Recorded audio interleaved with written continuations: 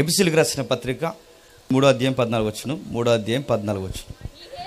ఈ హేతువు చేత పరలోకమందును భూమి మీద ఉన్న ప్రతి కుటుంబము ఏ తండ్రిని బట్టి కుటుంబం అని పిలువబడుచున్నదో ఆ తండ్రి ఎదుట నేను మోకాళ్ళుని, మీరు అంతరంగ పురుషుని యందు శక్తి కలిగి ఆయన ఆత్మ వలన బలపరచబడినట్లుగా క్రీస్తు మీ హృదయాలలో విశ్వాసము ద్వారా నివసించినట్లుగాను తన మహిమైశ్వర్యము చొప్పున మీకు దయచేయవలనని మీరు దేవుని సంపూర్ణత యందు పూర్ణ నగులట్లుగా ప్రేమయందు వేరుపారి స్థిరపడి సమస్త పరిస్థితులతో కూడా దాని వెడల్పు, పొడుగు, ఎత్తు ఎంతో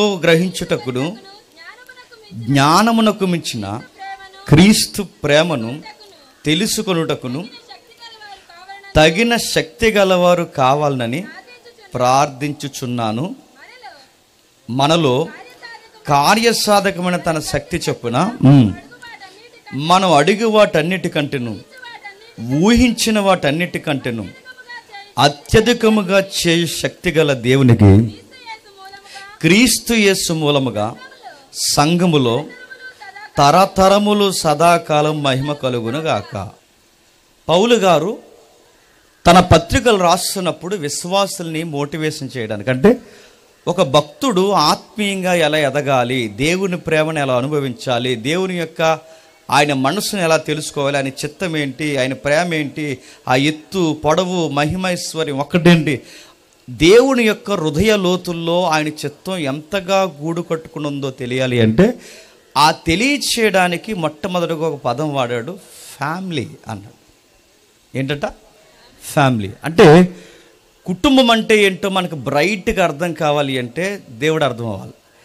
దేవుడు అంటే మనకు ఇంకా బాగా అర్థం కావాలంటే ఫ్యామిలీలో కొన్ని అసమానతలు మనం ఫేస్ చేయాలి. కుటుంబంలో భాగమేనండి. కుటుంబ విషయాలు కొన్ని తెలిస్తేనే దేవుడు మనల్ని ఎంత ప్రేమిస్తున్నాడో మనకు అర్థమవుతుంది. దేవుడు మనల్ని ఎంత భారంగా చూస్తున్నాడో మనకు తెలిస్తేనే మన బరువేంటో మనకు అర్థమవుతుంది. గుర్తుపెట్టుకోండి. అందుకే కుటుంబానికి దేవుని చిత్తానికి పెనవేసి మాట్లాడుతున్నాడు. ఈ హేతువు చేత పరలోకమందును భూమి మీదను ప్రతి కుటుంబము ఏ తండ్రిని బట్టి కుటుంబం అని పిలువబడుతుంది. ఇప్పుడు చెప్పండి, ఒక కుటుంబాన్ని కుటుంబం అని పిలవాలంటే దానికి స్కేల్ ఏంటంట చెప్పాలి. ఇది ఫ్యామిలీ అని చెప్పాలి అంటే, వీళ్ళ కుటుంబం అని చెప్పాలంటే దాన్ని ఏ కొలతతో కొలవాలట? అంటే ఇది కుటుంబం అని డిక్లేర్ చేయాలంటే ఈ కుటుంబంలో ఖచ్చితంగా ఎవరి చిత్తం నెరవేరిస్తే ఫ్యామిలీ అవుద్దట? అది. అంటే ఇది ఫ్యామిలీ అని చెప్తే పెళ్లి చేసుకున్న ప్రతి ఒక్కరు ఫ్యామిలీ లెక్కల్లోకి రారు. నేను మళ్ళీ చెప్తున్నాను, పిల్లలను కనేసినంత మాత్రాన ఫ్యామిలీ లెక్కల్లోకి రారు. బయట రకరకాల పెళ్ళిళ్ళు జరుగుతున్నాయి, గుడుల్లో గోపురాల్లో లేచిపోయి రకరకాల పెళ్ళి, ఇవన్నీ పెళ్ళిళ్ళు అవ్వవు, ఇవి కుటుంబాలు అనిపించుకోవు. ఇది ఫ్యామిలీ అనడానికి ఇరువురిని సంధి చేసేది ఒకటి ఉంటుందట. ఆ సంధి చేసేది పరలోకమందున్న తండ్రి. ఆ తండ్రి యొక్క నేపథ్యం, ఆ తండ్రి యొక్క సాదృశ్యం, ఆ తండ్రి యొక్క ఇమేజ్ ఫ్యామిలీలో ఎక్స్పోజ్ అవ్వాలంట. ఇది లేదు భార్య భర్తల మధ్య. నేను ఫేస్బుక్లో ఒక వీడియో చూశాను, చాలా నవ్వు వచ్చింది. నాకు గుర్తొచ్చినప్పుడల్లా నవ్వుకుంటాను. అందులో ఒక వీడియో ఏంటంటే, అది మరి ఏదో ఫారెన్ వీడియో అనుకుంటాను, అది డాక్యుమెంటరీ వీడియో. దాన్ని కట్ చేసి పెట్టారు. అందులో ఒక రౌడీ ఆ పురుషుని బెదిరిస్తుంటాడు. రౌడీ ఆ హీరోని అంటాడు, ఏమని అంటాడంటే, ఏయ్ మేము చెప్పినట్టుగా నువ్వు వినకపోతే నీ భార్యని చంపేస్తాం, దగ్గర రాకు అన్నాడు. అక్కడ కూర్చొని అంటాడు, చంపే ఇంకో దాన్ని చేసుకుంటా అన్నాడు. చాలా నవ్వు వచ్చింది. అడుగుతున్నాడు, ఆడు చూడండి, ఆడు బెదిరిస్తున్నాడు రౌడీగాడు. దగ్గర వచ్చాడు, నీ భార్య పేక్కు హెత్తడు, కోసే ఇంకో దాన్ని చేసుకుంటా అన్నాడు. అంత ఈజీగా మళ్ళీ చెప్తున్నాను, చంపే పో అనేంత ఈజీ కాదు ఫ్యామిలీ అంటే. ఫ్యామిలీని డీల్ చేయడం రావాలంటే రావాలి. ఫ్యామిలీని ఎలా డీల్ చేయాలో తెలియకపోతే నష్టపోయిన కుటుంబాలు ఉన్నాయంటే బైబిల్లో పొంకాలు ఉన్నాయి, చాలా కుటుంబాలు ఉన్నాయి. అలాంటి కుటుంబాల్లో ఎలా వ్యవహరించాలి, ఎలా వ్యవహరించకూడదని నేర్చుకుంటామని దేవుడు పూర్వకాలం నుంచి కొన్ని సంగతులు, కుటుంబ నేపథ్యాలు ఎక్కువ నమోదు చేశారు. అందులో కుటుంబ నేపథ్యంలో ఈ ఎఫ్ఎస్సీ పత్రిక రాస్తూ ఏమంటాడంటే, ముఖ్యంగా పరలోకమందున్న దేవుణ్ణి బట్టే మన కుటుంబం, అంటే ఈ కుటుంబం దేవుణ్ణి బట్టి కుటుంబం, ఈ కుటుంబం దేవుడు యొక్క ఔన్నత్యమును బట్టి కుటుంబంగా పిలువబడాలి, ఈయనను బట్టే ఇది ఫ్యామిలీ అని పిలువబడాలి. అలా పిలువబడాలి అంటే ఈ ఎఫ్ఎస్సీ పత్రిక ఎక్కువ కేంద్రీకరించింది సంఘము కుటుంబం. అందుకే చూడండి, ఈ 3వ అధ్యాయం కానీ, 4వ అధ్యాయం కానీ, 5వ అధ్యాయం కానీ, 6వ అధ్యాయం కానీ, ఈ చివరి 3 అధ్యాయాలు ఎక్కువ దేని మీద కేంద్రీకృతమై ఉంటాయి చెప్పండి?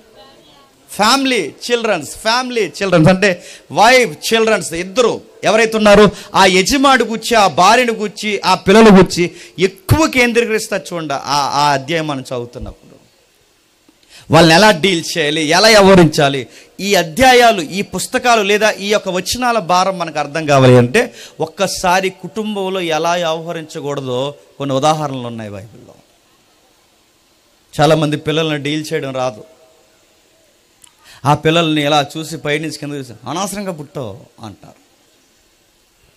అనవసరంగా పుట్టా అన్నప్పుడు ఈ మొక్క నడుగుతున్నాను, అలా పుట్టకుండా అని చెప్తున్నాను, అలా పుట్టకుండా ఉన్నప్పుడు అప్పుడను పుట్టారు కనుక ఇలుగు తెలియట్లేదు. చాలామంది పిల్లలతో డీల్ చేసే విధానం తెలియదు. నేను చాలామంది తల్లులు చెప్తున్నాను మొట్టమొదటిగా, ఎందుకంటే కుటుంబాలు ఎలగాలన్నా మీ చేతుల్లో ఉంటాయి, కుటుంబాలు చెప్పండి మంట కలిసిపోవాలని మీ చేతుల్లో ఉంటాయి.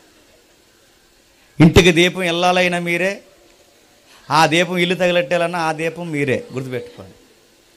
మగాడు ఈదులో నిలబడి మీసాలు మెలయాలన్నా గౌరవం మీరే, ఆడ మీసాలు గీయించుకుని రోడ్డు మీద నిలబడాలన్న కారణం మీరే. మీ మీద చాలా చాలా కీలకమైన విషయాలు ఉంటాయి.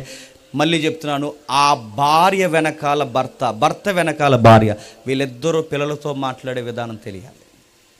చాలామందికి తెలియదు. చిన్న పిల్లల్ని ఒకలా డీల్ చేయాలి, వయసుకు వచ్చిన పిల్లల్ని ఒకలా డీల్ చేయాలి, వాళ్ళతో వ్యవహరించే శైలి తెలియదు. ఒక సమస్యను చక్కబెట్టడం రావాలి, ఒక సమస్యను ఎలా డీల్ చేయాలో తెలియాలి. చాలామందికి పేరెంట్స్ తెలియదు ఏంటంటే, ఆ సమస్యను డీల్ చేయడం వాళ్ళు కళ్ళెర చేయడం అనుకుంటారు. అంటారు, ఏ అంటే వాళ్ళు అంటారు అని. నువ్వు ఏ గీ అంటే వాళ్ళ మాట వినరు, అంటే వినరు. వాళ్ళు ఎమోషనల్గా వాళ్ళని బ్లాక్మెయిల్ చేస్తే వాళ్ళు కూడా ఎమోషనల్గా మనల్ని బ్లాక్మెయిల్ చేస్తారు. అంటే ఎలా వ్యవహరించకూడదు, ఎలా ఉండకూడదో కొన్నిసార్లు మన బిడ్డలను బట్టి మనకు ఎక్కువ బాధ కలిగేది చెప్పిన ఫ్రెండ్ సర్కిల్. దేన్ని బట్టి? వాళ్ళ ఫ్రెండ్ సర్కిల్. ఎవరితో తిరగొద్దంటామో చెప్పండి, ఆడితోనే తిరుగుతారు. ఎవరితో మాట్లాడొద్దంటామో వాళ్ళతో మాట్లాడతారు. ఏది చెయ్యొద్దంటామో అదే చేస్తారు. అలాంటి టైంలో మనం ఎలా డీల్ చేయాలి వాళ్ళని మనకు తెలియదు. ఎదవతో తిరగొద్దని చెప్పాను అంటాము, ఆ పనికి మళ్ళీ దాంతో తిరగొద్దని చెప్పామంటాం. వాళ్ళు ఏమంటారంటే, మమ్మీ డాడీ మీకలతో చూడకండి అంటారు. వాళ్ళు మనం ఎంత చెప్పినా వాళ్ళకి అర్థం కాదు. ఎందుకంటే ఆ దెబ్బలు ఎలా ఉంటాయో మనం దాటొచ్చాం, మీరు దాటొచ్చారని అర్థం అవుద్ది పెద్దవారుగా, కానీ ఆ ఏజ్ వాళ్ళకి అర్థం అవుతుందిగా. అందుకే ఆ టైంలో వ్యవహరించే శైలి, ఆ పౌరుష పదాలు వాడతాం, కొట్టడానికి చెయ్యెత్తుతాం, రకరకాల విన్యాసాలు చేస్తుంటాం. ఆ టైంలో మళ్ళీ చెప్తున్నాను, మీ పిల్లల్ని ఎమోషనల్గా మీరు కృంగదీస్తారు. బైబిల్లో ఉంది, ఏమని చెప్పినా, మీ పిల్లలను నిష్ఠూర పెట్టొద్దు. నిష్ఠూర అంటే వాళ్ళని మానసికంగా కృంగదీయొద్దు.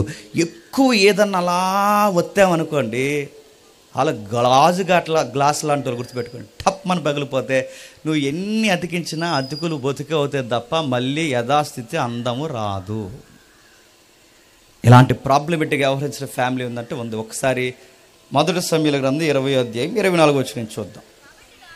కాబట్టి దావీదు పొలములో దాక్కొనెను, రాజు భోజనము చేయి కూర్చుండగా మునుపటి వలె రాజు గోడ దగ్గరున్న స్థలమందు తన ఆసనము మీద కూర్చుని ఉండెను. యోనాతాను లేవగా అబ్నేరును సౌలు నద్ద కూర్చునెను. అయితే దావీదు స్థలము ఖాళీగా ఉండెను.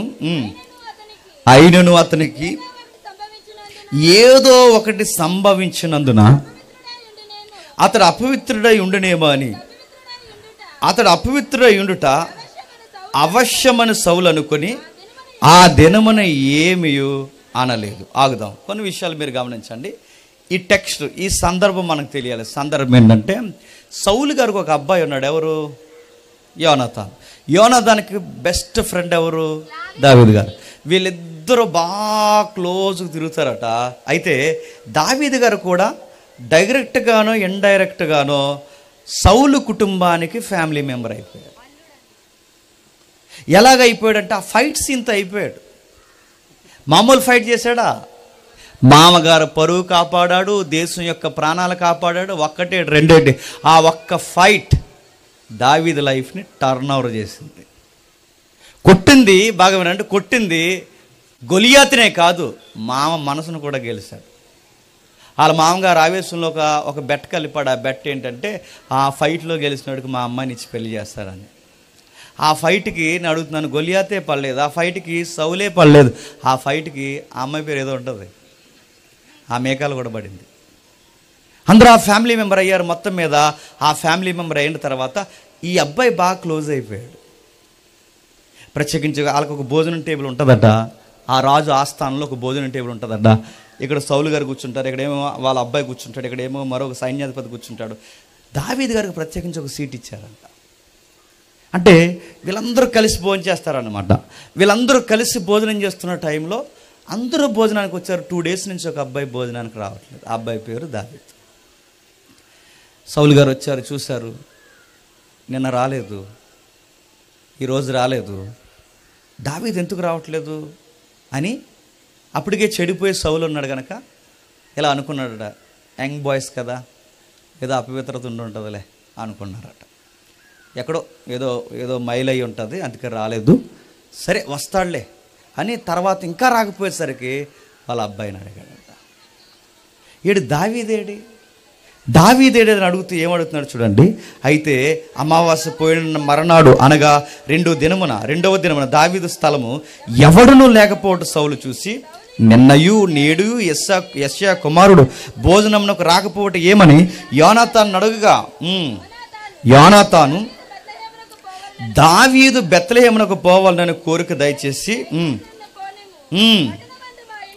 పట్టణమందు వారి ఇంటివారు బలి అర్పింపబోచున్నారు, నీవును రావాలని నా సహోదరుడు నాకు ఆజ్ఞాపించను గనక నేను దృష్టికి దయ పొందిన వాడినై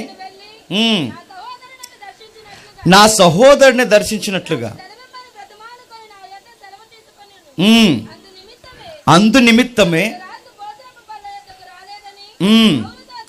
సౌలుతో చెప్పగా, సౌలు యోనాతాను మీద బహుగా కోపపడి, బాగా వినండి, ఎంత కాదనుకున్నా గుర్తుపెట్టుకోండి, ఫ్యామిలీ అనగానే సౌలు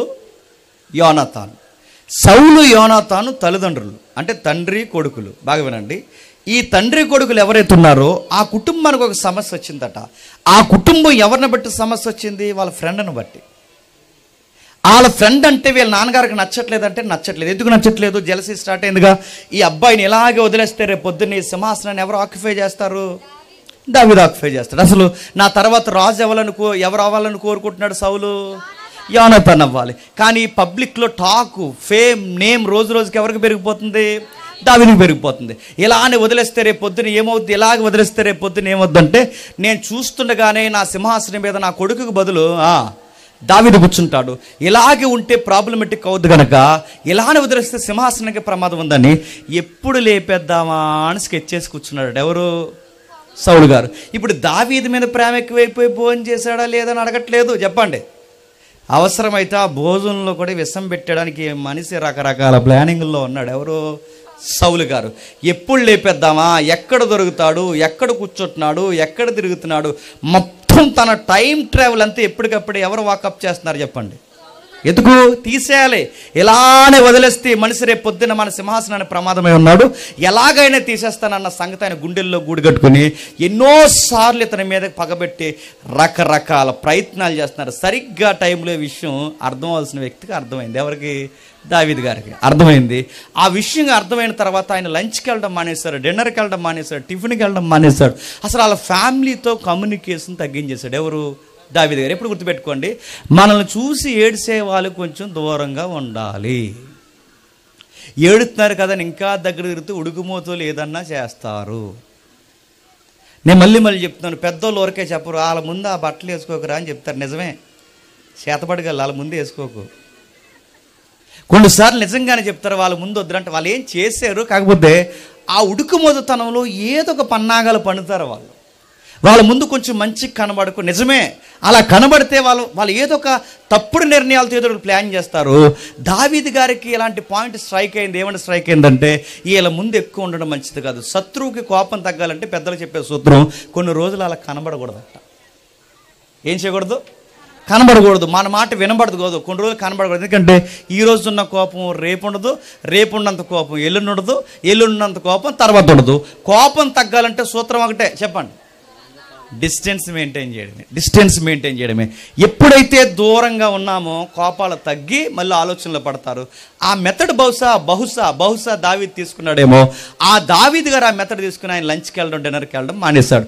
సరిగ్గా ఎందుకు రావట్లేదని అడిగినప్పుడు వాళ్ళ అబ్బాయి చెప్పాడట, యోనాతాను, డాడీ వాళ్ళ సొంత ఊరు వెళ్తానన్నాడు. చాలా కాలం అయిపోయిందిగా. ఆ ఫైట్ తర్వాత పెద్దగా వెళ్ళడం తగ్గించేశాడు. అందుకు వాళ్ళ పేరెంట్స్ని చూడాలనుకున్నాడు, వాళ్ళ సహోదరుల్ని చూడడానికి వెళ్తున్నాడు డాడీ అని చెప్తే, మరి ఎవడరా పర్మిషన్ ఇచ్చిందని అడక్క ముందే యోనాతాన్ అన్నాడు, నేనే పర్మిషన్ ఇచ్చాను, లీవ్స్ ఇచ్చాను. ఎందుకంటే ఆస్థానంలో పనిచేస్తున్నాడుగా, గవర్నమెంట్ తరఫున నేనే లీవ్స్ ఇచ్చాను అనగానే ఈ సమస్యను ఎలా డీల్ చేయాలండి? ఇంటికి తండ్రిగా సమస్యను ఎలా డీల్ చేయాలి చెప్పండి. మేమకే చెప్తున్నాను, పెద్దవాళ్ళు చాలామంది కనబడుతున్నారు. ఆ సమస్యను ఎలా డీల్ చేయాలి? రే జాగ్రత్తరా, ఇది ఇలా ఉంది పరిస్థితి, పబ్లిక్లో రోజు రోజుకి అబ్బాయికి పేరు పెరుగుతుంది, నా ఆలోచన ఇలా ఉంది, నువ్వు రాజు అవ్వాలి, ఈ అబ్బాయి ఎలా ఉంటే ఇబ్బంది ప్రాబ్లం అవుద్ది, నేను ఎలాగైనా సరే నేను రాజుని చేయాలని నేను చూస్తున్నానని కొడుక్కి అర్థమయ్యేలా చెప్పుకోరు కదండి. పోనీ అది మంచో చెడో మొత్తం మీద కొడుకుతో ఒక శాంతంగా డిస్కషన్ చేయాలిగా. నీ మీద నాకు ఇలాంటి హోప్స్ ఉన్నాయి, నువ్వు ఎదగాలి, లైఫ్లో సక్సెస్ అవ్వాలనుకుంటున్నాను, దానికి ఈ అబ్బాయి అడ్డొచ్చేలా ఉన్నాడు, ఆ అబ్బాయి అడ్డుండకూడదని కూడా అంత స్వార్థం నాకు వస్తుంది. ఎందుకంటే నీ మీద ఉన్న ప్రేమ ఆ అబ్బాయినే తీసేయాలన్నంత పగ ఎక్కువైపోయింది. తల్లిదండ్రులకి ఈ స్వార్థపూరితమైన ప్రేమ ఉంటుంది. ఎందుకుంటుంది? మన పిల్లలే బాగుండాలి, మన పిల్లలు ముక్కిలే అందంగా ఉండాలి, ఉండదా? అందుకే చూడండి, కాకి పిల్ల చెప్పండి, మీరు ఎవరి పిల్లల కోసం అని పొగుడుతారు, లేదు కానీ మీ పిల్లల కోసం అడగమంటే మా చెవి ఈటెక్కిపోయేలా చెప్తారు. మీరు చెప్పరా? ఖచ్చితంగా చెప్తారు. అందుకే తన బిడ్డ మీద ఉన్న ప్రేమ, మంచి వ్యక్తి అయిన దావీదును కూడా చూడండి మట్టు పెట్టాలని అనుకుంటున్నాడంటే అది మంచిదా చెడ్డదా విషయం సెకండరీ, వదిలేయండి. మంచిదా చెడ్డదా తర్వాత విషయం. కానీ తన కొడుకే సింహాసనం ఎక్కాలని కోరుకుంటున్నాడుగా. తండ్రిగా తన ప్రేమలో స్వార్థం ఉన్న, ఆ స్వార్థం దేవుని చిత్తానికి వ్యతిరేకమైన ఆ యొక్క ప్రేమను ఎక్స్పోజ్ చేయాల్సిన ఆ సౌలు గారు ఏమన్నాడంటే, నిన్నెవడమ్మన్నాడు రా సెలవు అని ఈ మాట నేను అనకూడదు, నువ్వు కొడకవరా నువ్వు అన్నాడట. అంటే ఏంటని అడగండి, నా కొడక అన్నాడట. మీరు చూడండి, ఏ కొడుకు కోసమైతే సింహాసనం వేయాలనుకున్నాడో, ఏ కొడుకైతే రాజు అవ్వాలనుకున్నాడో, ఏ కొడుకైతే పరిపాలించాలనుకున్నాడో, ఏ కొడుకు కోసం అయితే ఇంత ఆతృత పడుతున్నాడో, ఆ కొడుకునే ఏమంటున్నాడు చెప్పనా, నువ్వు దానికి పుట్టినోడు రా అన్నాడట. మీ అమ్మ నిన్ను సరిగ్గా కాలేదు, ఎంత బూతు మాట్లాడుతున్నాడు చూడండి, పుట్టుక తేడా రా అన్నాడట. అంటే సమస్యను డీల్ చేయడం రాకపోయేసరికి అప్పటి వరకు వాళ్ళ నాన్నగానే ఒక రేంజ్, ఎవరికి చెప్పండి, యోనాతానికి అప్పటి వరకు వాళ్ళ నాన్నగానే ఒక రేంజ్లో ఉన్నాడు. ఎప్పుడైతే ఇలాంటి పుట్టుకను గూర్చి పచ్చి బూతులు వాళ్ళ నాన్న మాట్లాడుతున్నాడో, ఆ కుమారుడు దృష్టిలో వాళ్ళ నాన్న స్థాయి ఏమవుతుంది చెప్పండి, తగ్గిపోయింది. ఏమని తిడుతున్నాడో చూడండి, ఏమని తిడుతున్నాడో. సౌలు యోనాతాను మీద బహుగా కోపడబడి, ఆగడగొట్టు దాని కొడక, దాని మూలం అదే. ఆగడగొట్టుదంటే ఏంటో మీరు తర్వాత చదవండి ఇంటికి వెళ్ళి. ఆగడగొట్టు దాని కొడక, నీకును నీ తల్లికిని నీ తల్లి మానమునకును సిగ్గు కలుగునట్లు నువ్వు యెష్యా కుమారుని స్వీకరించిన సంగతి నాకు తెలిసినది కాదా? నేను దూరం పెడుతుంటే నువ్వెందుకు మీదకి ఎక్కించుకుంటున్నావు అని అడిగాడు. నేను చూస్తున్న నా ప్లాన్ ఆఫ్ యాక్షన్ నీకు ఒక్కటి అర్థమైందా నాన్న? ఏంటి, ఎందుకు దూరం పెడుతున్నావు, ఏం ప్లాన్ చేస్తున్నావు, ఒక్క మాట అడిగావా? నిన్ను కదరా మీ అమ్మని నిన్ను అనాలన్నాడట. ఎప్పుడు గుర్తుపెట్టుకోండి, మగాళ్ళు ఎవరైనా ఉంటే కొన్నిసార్లు నోటికి ఎంత మాట వస్తే అంత మాట మాట్లాడతాం. వాళ్ళ అమ్మని వాడిని ఎంత మాటలు అంత మాట తిడతాం. చివరికి ఆడి పుట్టికని తిడతాం, వాళ్ళు ఎదిగిన విధానాన్ని తిడతాం. ఇలాంటి మాటలు మీరు ఆ కోపానికి అనేసాం అనుకుంటారు, కానీ వాళ్ళకి మాత్రం ఆ మాటలు గుర్తుండిపోతే గుర్తుపెట్టుకోండి. సౌలుకి సమస్య డీల్ చేయడం రాలేదు.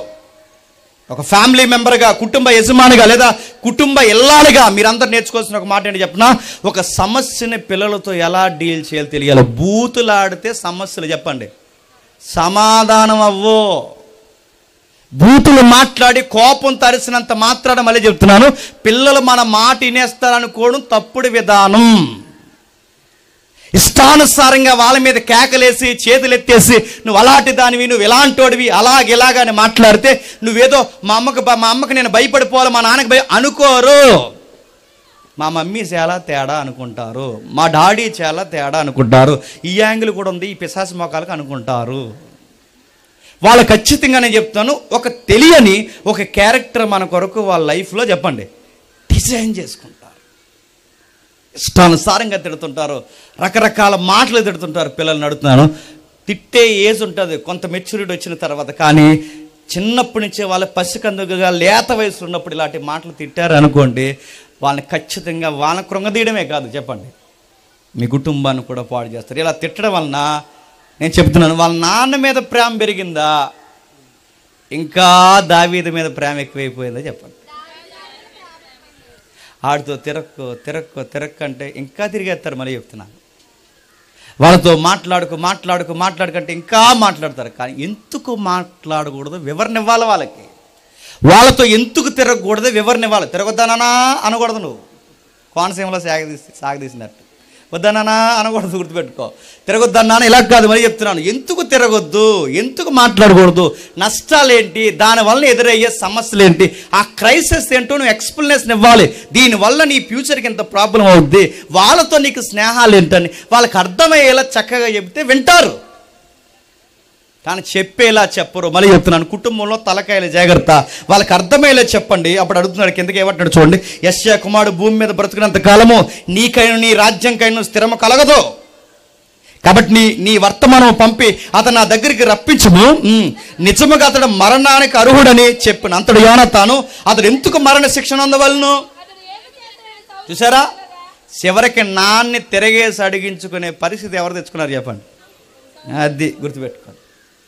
మీరు తిట్టేస్తున్నారు అనుకోండి, ఒక మాట అంటారు సైలెంట్గా ఇలా తుడుచుకునే ఉంటారు. చెప్పిన నేనేమన్నానని ఇప్పుడు అంత మాట అనేసో అంటారు. సత్యం ఇంకా మాటకు గుర్తుపెట్టుకో. మన కోసం మనం ఎక్స్ప్లెనేషన్ ఇచ్చామంటే ఇది రైట్ అనిపించాలి వాళ్ళకి, ఎస్ ఇది నిజం అనిపించాలి.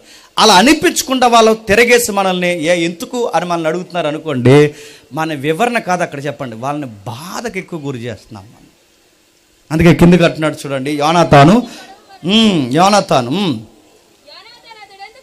అతడు ఎందుకు మరణ శిక్షణ అందవలను, అతడు ఏమి చేసిన సౌలుని అడగగా సౌలు చూసారా వాళ్ళ అబ్బాయి ఏమడిగాడండి, వాళ్ళ అబ్బాయి ఏమడిగాడు, ఎందుకు ఆ ఫ్రెండ్ మీద మీరు అంత అసూయ పడిపోతున్నారు, ఎందుకు మీరు అంత ఇబ్బంది పడిపోతున్నారు, చచ్చిపోవడానికి సెలవిచ్చిన వాడిని మళ్ళీ మీరు వెనక్కి రమ్మంటున్నారంటే మీకు అంత పగ దావీదు మీద ఎందుకు వచ్చిందా, అతను చావడానికి కారణం ఏంటంటే ఇప్పుడు ఆ అబ్బాయి అడిగిన క్వశ్చన్కి వీళ్ళ నాన్నగారి దగ్గర ఆన్సర్ ఉందా, చంపేయాలనుకున్నాడు. ఎవరిని చెప్పండి, దావీదుని కాదు, ఎవరిని చెప్పండి, సరిగ్గా చదవండి. యోనాతాన్ని ఇప్పటివరకు ఎవరిని చంపాలనుకుంటే చెప్పండి, దావీదుని ఇప్పుడు ఎవరిని చంపాలనుకుంటే చెప్పండి. అసలు ఈ గొడవంతా ఎవరి కోసం చెప్పండి, సింహాసనం ఎవరు ఎక్కాలని కోరుకుంటున్నాడు చెప్పండి. ఏ కొడుకు కోసమైతే ఇంత గొడవ పెట్టుకుంటున్నాడో, ఏ కొడుకు కోసమైతే ఇంత ఆలోచిస్తున్నాడో, ఏ కొడుకు కోసమైతే ఇంత తపన పడుతున్నాడో, ఇప్పుడు కోపంలో ఎవరిని చంపాలనుకుంటున్నాడు చెప్పండి. సమస్యను డీల్ చేయడం రాకపోతే పాము కనిన పిల్లలను తిన్నట్టే చెప్పండి. మీ సమస్యని మీరు ఫ్యామిలీలో డీల్ చేయడం రాకపోతే మీ పిల్లల్ని మీ చేత్తోనే పాడు చేస్తారు, మీ పిల్లలు మీ చేత్తోనే చెప్పండి చంపేస్తారంటే చంపేస్తారు. చంపేశారు కాకినాడలోకి ఆయన ఓఎన్జీసీ ఎంప్లాయ్, సర్పవరం పోలీస్ స్టేషన్లో జరిగిన నమోదైన కేసు ఇది. చంపేశాడంటే చంపేశాడు. ఈ పోటీ ప్రపంచంలో తోటి విద్యార్థులతో నా పిల్లలు కలిసి చదవలేకపోతున్నారు, నా పిల్లలు చదువులు వెనకబడ్డారని తెలిసి ఆ ఓఎన్జీసీ ఎంప్లాయ్, ఆవిడ కూడా ఎంప్లాయ్, తన భార్య కూడా ఎంప్లాయ్, వీళ్ళిద్దరికి గ్రాస్ చాలా గొప్ప శాలరీ వస్తుంది వాళ్ళకి. వాళ్ళకి మంచి శాలరీ ఉన్నా కానీ వాళ్ళ భవిష్యత్తు నా బిడ్డలకి సరిగ్గా ఉంటుంది లేదని, సరిగ్గా చదవట్లేదని ఇద్దరు మగపిల్లలను, వయసుకు వచ్చిన మగపిల్లలను, అంటే నాకు తెలిసి 7-6 సంవత్సరాలు లేదా 7-5 సంవత్సరాలు ఇద్దరు పిల్లలకుంటే తండ్రే దగ్గరుండి వాళ్ళ ఆవిడికి ఇలాంటి ఫంక్షన్కి వస్తే 5 మినిట్స్లో వస్తాను బిడ్డలకు ఐస్ క్రీమ్ కొంటాను ఏదో చెప్పి మొత్తం మీద తీసుకుని వచ్చాడు. ఎవరికీ చెప్పా చేయకుండా ఇంటికి తీసుకుని వచ్చి తన భార్య అక్కడ ఫంక్షన్లో ఉండగా ఈ ఇద్దరు పిల్లలు ఇంట్లోకి తీసుకొచ్చి డోర్ లాక్ చేసి ఇటు బకెట్ నిండా నీళ్ళు పెట్టి ఇద్దరు పిల్లల తలకాయలు ఆ బకెట్లో ముంచి తండ్రి చంపేశాడు. చివరికి తాను చంపేయడమే కాదు, తాను కూడా ఊరే చచ్చిపోయాడు. చనిపోయే ముందు ఒక సూసైడ్ లెటర్ రాశాడు. ఎందుకు రాశాడంటే, నా పిల్లలకి ఎంతో లక్షలు పోసి నేను ఫీజులు కడుతున్నాను, ఎంతో డబ్బు పోసి ఫీజులు కడుతున్నాను, వీళ్ళు సరిగ్గా చదవట్లేదు, అందుకే వీళ్ళు చదవకపోతే రేపు పొద్దున వీళ్ళ భవిష్యత్తు ఏమవుతుందని నాకు భయం వేస్తుంది. అందుకే ఈ ప్రపంచంతో నా పిల్లలు పోటీ పడలేరు కనుక నా పిల్లలు నేను కలిసి చచ్చిపోయారు. పెంచాల్సిన తండ్రి సమస్యను డీల్ చేయడం రాక ఏం చేశాడు చెప్పండి? పిల్లల్ని చంపేశారు. ఇదే కేసు మనకి సౌలు కూడా చేస్తున్నాడు. సౌలు ఇసిరేసినట్ట అది తప్పిపోయింది కానీ గుర్తుపెట్టుకోండి, ఆ ఈటితో పొడవలని ఈటి ఇసిరాడు, ఈటి తప్పిపోయింది, లేకపోతే ఏమవుతుంది చెప్పండి? ఖచ్చితంగా ఏమవుతుంది తెలుసా? యోనాతాను కూడా చంపేస్తాడు. అంటే ఒక సమస్యను డీల్ చేయడం రావాలి. రెండవది భర్త చేసిన, మరి చెప్తాను, ఓ కుటుంబంలో భర్త చేసిన పనిది. మరి భార్య ఏం చేసిందో చూస్తారా? ఒక్కసారి ఆదికాండం 27వ అధ్యాయం మొదటి వచనం. అతని కన్నులకు మందదృష్టి కలిగినప్పుడు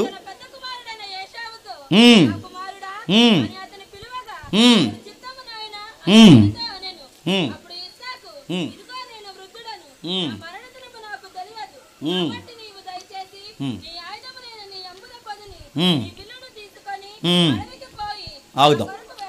మనకు తెలిసింది ఈ సందర్భంలో ఉన్న విషయాలు ఏంటో మనకు తెలుసు. ఇది ఒక ఉమ్మడి కుటుంబం. ఆ ఉమ్మడి కుటుంబం నడుస్తున్నప్పుడు ఆ కుటుంబంలో 2 పార్టీలు ఉన్నాయంట. ఒకటి తల్లి పార్టీ, 2 తండ్రి పార్టీ. తల్లి పార్టీ ఎవరు? చిన్నోడు. తండ్రి పార్టీ ఎవరు? పెద్దోడు. వాళ్ళిద్దరు ఒక పార్టీ కనుకే వాళ్ళ నాన్నగారు చనిపోతున్నప్పుడు ఆ ఇష్టాలన్నీ ఎవరితో మాట్లాడుతున్నాడు? పెద్దోడితోనే మాట్లాడుతున్నాడు. ఏమని మాట్లాడుతున్నాడు? నాకు నచ్చిన కూర ఒకటి తినాలని ఉందిరా, కొంచెం నాకు ఆ కర్రీ నువ్వు తెచ్చావంటే, ఆ యాట మాంసం తెచ్చావంటే నేను ఏం చేస్తానంటే నెక్స్ట్ ప్రాపర్టీ పేర్లన్నీ, నామినీ నేములన్నీ నీయే పెట్టేస్తా అన్నాడు. కొంతమంది పెద్దోళ్ళు ఉంటారండి, చచ్చిపోతామన్న బాధ కన్నా గోంగూర మటన్ తినేసి చచ్చిపోవాలనుకున్నారట. మరి కాటికి కాళ్ళు చేస్తున్నప్పుడు కూడా ఇలా కోరికలు, ఏం కావాలి పెద్దమ్మంటే ఆ కూర తిని చచ్చిపోతాను బాగుందని. నేను చచ్చిపోయే భయం లేదు నీకు. ఇస్సాక్ గారు అలాంటి నేను అంటలేదు, కానీ ఇస్సాక్ గారు ఫ్లేవర్ కోరుకుంటున్నాడు. చూడండి, ఏ ఫ్లేవర్ కోరుకుంటున్నాడు అంటే ఒక మంచి ఫుడ్ కావాలని పెద్దోడితో డిస్కషన్ చేస్తున్నాడు. ఏ విషయాలు, ఎలాంటి విషయాలు డిస్కషన్ చేస్తున్నాడు అంటే వాళ్ళ నాన్నగారు ప్రాపర్టీ, అంటే అబ్రహాము, ఇస్సాకు, తర్వాత నీ పేరే యాసావు అన్నాడు. అబ్రహాము, ఇస్సాకు, యాసావు నీ పేరు పెడతాను రా, నీ పేరు నేను పెట్టాలనుకుంటున్నాను. అయితే ఆ పేరు పెట్టాలంటే ఒక షరతు ఉంది, నువ్వు వెళ్ళి ఫుడ్ తీసుకురా. ఆ ఫుడ్ తీసుకురాని విషయం ఎప్పుడైతే ఈ పెద్దోడితో ఎప్పుడైతే మాట్లాడుతున్నారో వెనకాలండి ఇవిడ ఉంటుంది. ఎవరు? అలా వినొచ్చా? మిమ్మల్ని అడుగుతున్నాను, భర్త మాట్లాడుతున్న విషయాలు అలా రహస్యంగా వినొచ్చా? పోనీ విన్నదానివి విన్న మాటలు మళ్ళీ ఎవరికి చెప్పాలి? భర్తకే చెప్పాలి. ఏంటండి ఆ మాటలు అలా చెప్తున్నారు ఏంటి అని ఆయనకే చెప్పాలిగా. ఆవిడ ఆయనకి చెప్పలేదు, మరి ఎవరికి చెప్తుంది? ఇలా రారా అందంట. ఏ మమ్మీ అని వచ్చాడు, ఈ అబ్బాయి ఎక్కడికి వెళ్ళి ఇంట్లో ఉంటాడు. యా మమ్మీ అని వచ్చాడు. పిలిస్తే నీకు విషయం చెప్పినా, మీ నాన్నగారు ప్రాపర్టీ అంతా ఎవరికి ఇచ్చేస్తా అంటున్నారంటే మీ అన్నయ్యకి ఇచ్చేస్తా అంటున్నాడు. ఇలాగైతే ఎట్టారా, రేపు పొద్దున్న నువ్వు ఎలా బతుకుతావురా, అందుకని నువ్వేం చేస్తావు, నీకు ఐడియా ఇస్తున్నాను. ఐడియా ఏంటంటే మీకు అంత స్టోరీ తెలుసు, మీ అన్నయ్య ప్లేస్లోకి నువ్వు రా, మీ అన్నయ్య ప్లేస్లో నువ్వు మాట్లాడు, మీ అన్నయ్య అని నమ్మబలకు ఇవన్నీ చెప్పేసింది. మొత్తం మీద భర్తకి ఏవైతే చెప్పకూడదో అవన్నీ అబద్ధాలు ఆడించి చెప్పండి కొడుకుతో చేస్తుంది. కొంతమంది తల్లులు ఎలా చెప్తారంటే ఎలా చెప్తారు చెప్పనా, పిల్లలు డబ్బులు డాడీలను అడగరు, ఎక్కువ ఎవరిని అడుగుతారు చెప్పండి? మమ్మీలను అడుగుతారు. అప్పుడు మమ్మీ ఏం చేయాలి? డాడీని అడగరా అనాలి. అడగరు, అలా అనరు. నాన్న అడగరా డబ్బులు అని అనరు. ఏమంటారు చెప్పనా, నా దగ్గర లేవు, మీ నాన్న ఇవ్వలేదు అంటారు. అక్కడ తాగాలి కదండి. అలా అందరూ అప్పుడు ఏమంటారంటే ఆడికి తెలుసు చిట్టకాయలు బిస్కెట్లు మనకి ఎలాగేయాలో, అందుకే మమ్మీ గడ్డం పట్టుకుంటారు, మమ్మీ బొగ్గలు పట్టుకుంటారు. అలా కాదే నాకు 500 కావాలి అలాగే ఇలాగని అడిగినప్పుడు అని అప్పుడు అంటుంది, అక్కడ ఎడతాడు అందంట. ఎక్కడ? ఆ బీరువాలు అక్కడ ఎడతాడు. ఎక్కడంటే అదిగో అక్కడ ఎడతాడు. అన్నీ తీసేకురోయ్, ఆ మధ్యలోకి అయింది అందంట. మధ్యలో కాయంతం ఎందుకే అని అడిగితే చెప్పాడట, అన్నీ తీస్తే తెలిసిపోద్ది, మధ్యలో కాయంతం తీసానుకో మీ నాన్నకి తెలియదు, నీకెళ్ళి తెలుసు అంటే ఇంకా అడక్కు అందంట. నేను అడుగుతున్నాను, ఇలాంటివన్నీ చెప్పే తల్లిదండ్రులు. భర్త బలహీనతలు చెప్పే స్త్రీలు లేరు. జేబులో పెడతాడు, బీరువాలో 3వ జత కింద పెడతాడు. ఇలాంటి ప్రాపర్టీ విషయాలు బిడ్డలకు చెప్పేవాళ్ళు లేరు, ఉన్నారు. ఇలాంటి విషయాలు మాట్లాడే వాళ్ళు ఉన్నారంటే ఖచ్చితంగా ఉన్నారు. ఇలాంటి విషయాలు మాట్లాడకూడదు, గుర్తుపెట్టుకోండి. ఆయన మాట్లాడి మాట్లాడి మాట్లాడి వాళ్ళ ఆవిడ విన్న తర్వాత ఆవిడ వెళ్ళి చెబుతుంది చిన్నోడికి, ఎలారా అని చెప్పింది. చెబితే ఏమైందో తెలుసా? చూడండి ఒకసారి 41 వచనంలో ఏమవుతుందో చూడండి. తన తండ్రి యాకోబుకి ఇచ్చిన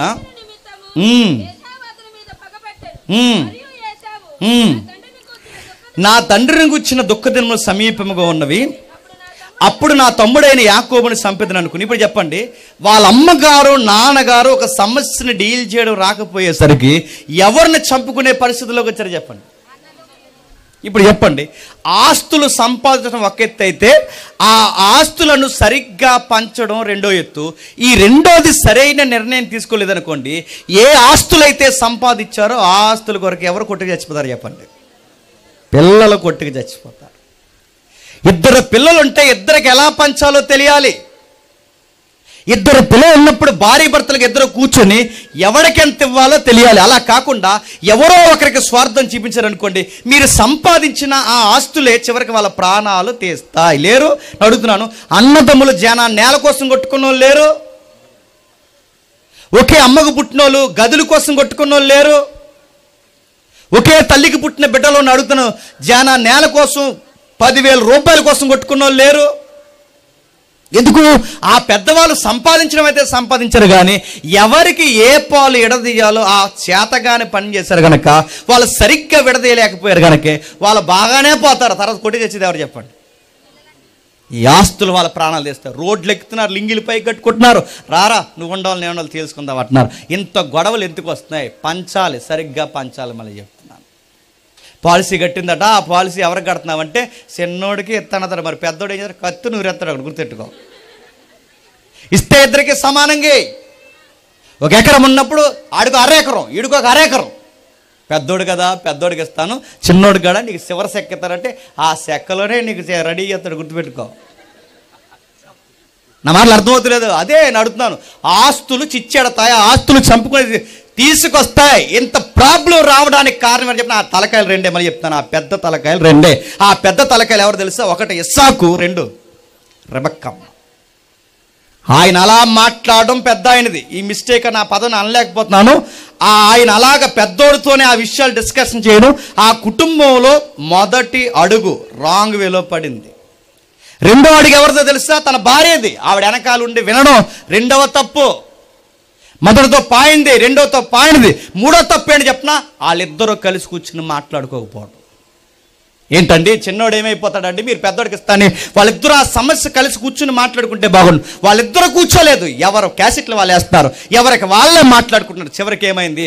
ఎవరికి అందకూడదో వాళ్ళకి ఉప్పు అందింది. ఆ ఉప్పు అంతే 2 కొడుకులు ఏం చేస్తారు చెప్పండి? పెద్దోడు డిసైడ్ అయిపోయాడు, ఎందుకంటే ఆడికి బాణాలు వేయడం బాగవచ్చు.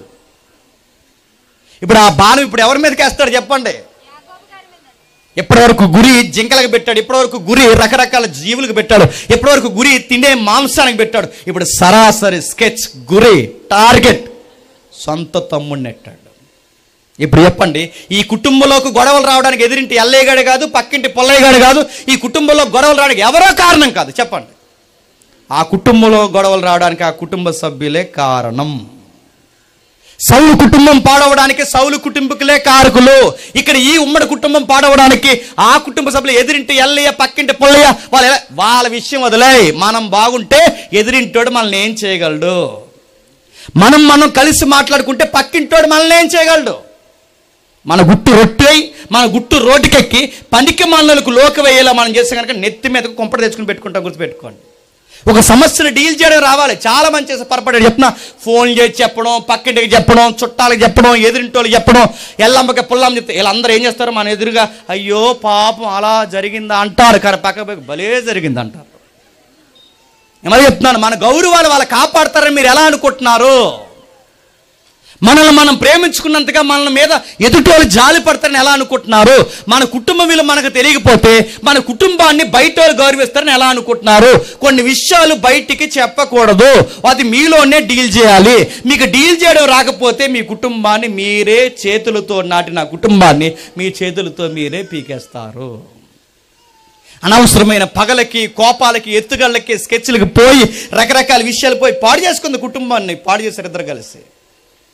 పెద్దోడు తమ్ముడిని చంపేయాలనుకున్నాడట. ఎలా చంపాలని ఆడు పళ్ళు, కారాలు, మిరియాలు నూరెత్తున్నాడట. అదిగా చెప్తున్నాడు చూడండి 42 రోజులు. రెబెక్కా తన పెద్ద కుమారుడైన యాకోబు మాటలు గురించి విన్నప్పుడు ఆమె తన చిన్న కుమారుడైన యాకోబుని పిలువనంపి అతను ఇట్లను, ఇదిగో నీ అన్నయ్య అయిన యాకోబు నిన్ను చంపేదనని నిన్ను గూర్చి తాను వాదార్చుకొనిచున్నాడు. ఒకసారి సీన్లో ఊహించుకోండి. వాదార్చుకోవడం అంటే అలా తిరుగుతున్నాడట, మెడికల్ తీసుకుంటా. ఎవరు ఇలా అదొక సీన్ ఉంటుంది కదా, ఇలా తిరుగుతున్నాడట.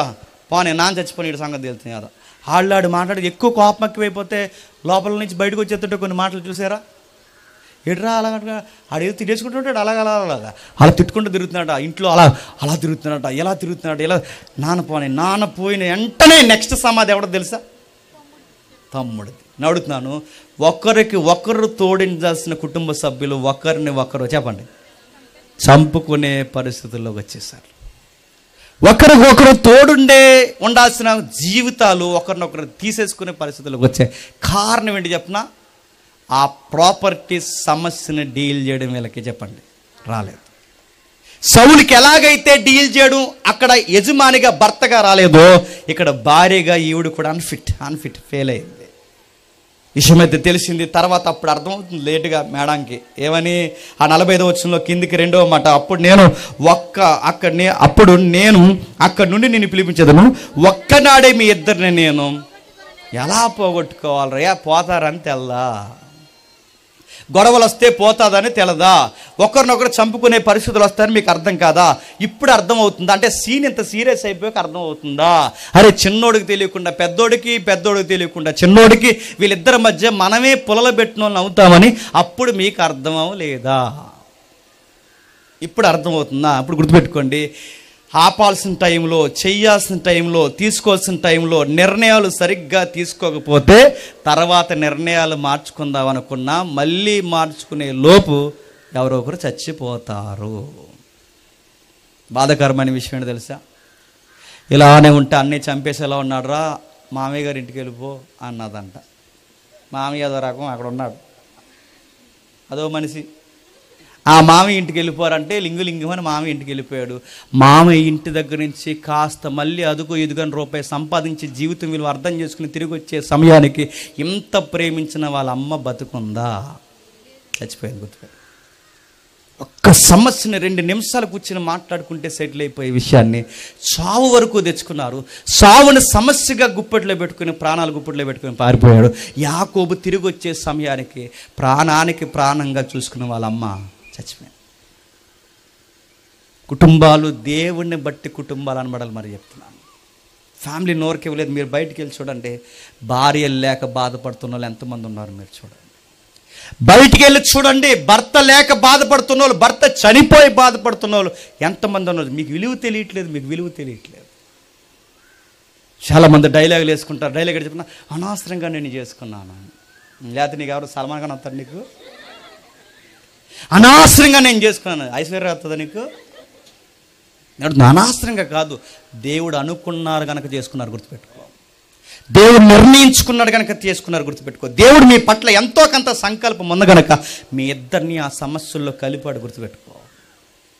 ఊరికే బంధాన్ని తెంచేసుకున్నట్టు మాట్లాడకండి.